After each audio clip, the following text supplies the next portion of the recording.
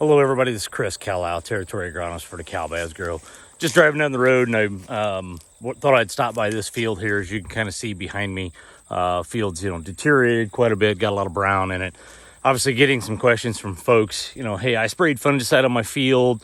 Why does it look so brown? Why does it look so dead already? A lot of concern around why the crop looks the way it is. And from my perspective, as I drive up and down the road, I'd say, there's probably no seed company that's immune to this. I've seen several different fields that look deteriorated with different seed company signs on it. Yes, there are some differences, maybe between a few hybrids, maybe between some planting dates, but so why are we seeing what we're seeing? I'd say one of the quick things to cut through is a guy, or just a little bit earlier I was with, kind of put it in the sense that, we're trying to fill an ear that had the potential to make 250 with a plant that was built to make about 150 bushel corn.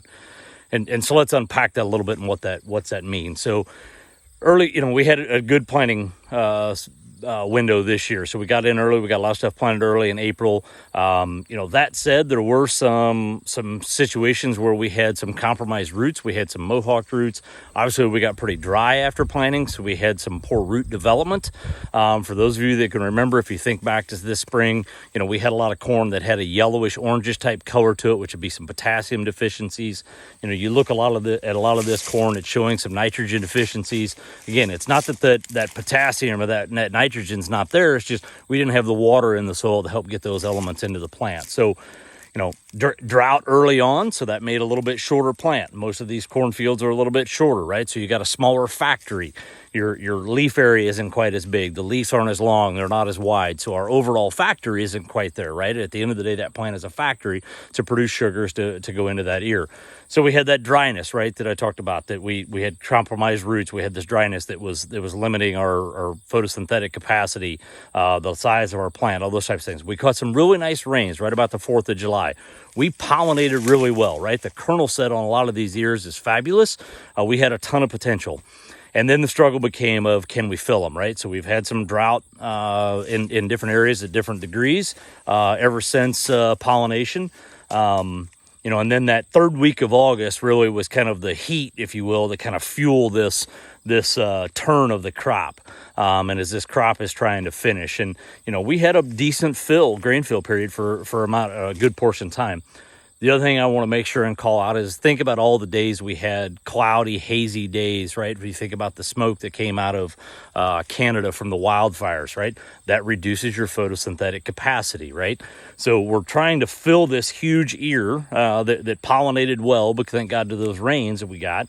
And the plant is essentially just consuming itself and eating itself alive to try to help finish filling that ear.